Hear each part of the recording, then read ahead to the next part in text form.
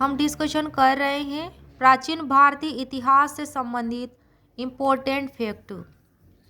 मध्य पुरापाषाण के उपकरण मुख्यतः शल्क यानी कि फ्लैग पर आधारित थे। किस पे आधारित है? मध्य पुरापाषाण के उपकरण तो ये मुख्यतः शल्क पर आधारित है यानी कि फ्लैग पर आधारित है। चर्ट, जेस्पर, फ्लिंट आदि पत्थरों के बने हैं।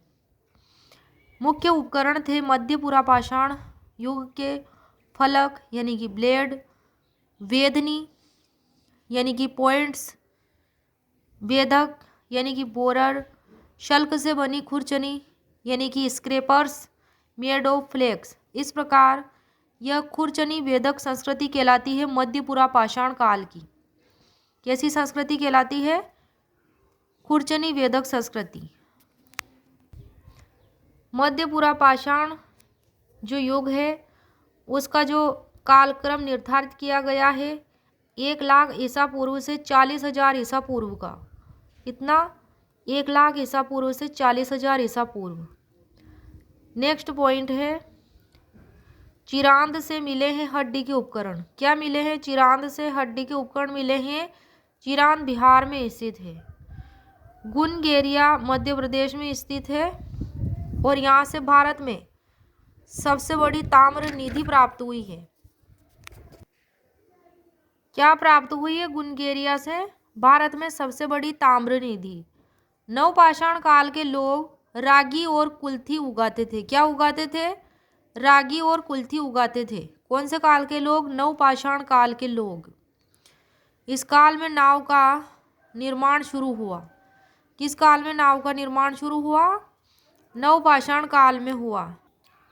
नेक्स्ट पॉइंट है मौर्य प्रशासन में महिला अंगरक्षिकाओं को क्या कहा जाता था?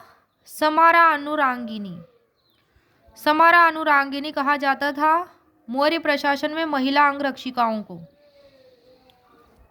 मौर्य प्रशासन का विभाजन, साम्राज्य, उसके बाद प्रांत, फिर उसके बाद आहार या विषय को जिला कहा जाता था।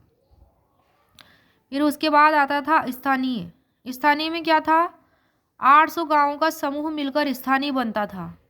फिर उसके बाद द्रोणमुख। द्रोणमुख 400 गांवों का समूह होता था। कितने गांवों का समूह होता था द्रोणमुख? 400 गांवों का। फिर उसके बाद खारवटिक। खारवटिक में 200 गांव शामिल होते थे। 200 गांवों का समूह खारवटिक कहलाता था। फिर उसके बाद है संग्रहण। इसमें 100 गांवों का समूह होता था। कितने गांवों का? 100 गांवों का समूह संग्रहण कहलाता था। फिर लास्ट में आ जाता है ग्राम। यह ग्राम प्रशासन की सबसे छोटी इकाई थी। मौर्य प्रशासन की सबसे छोटी इकाई ग्राम थी।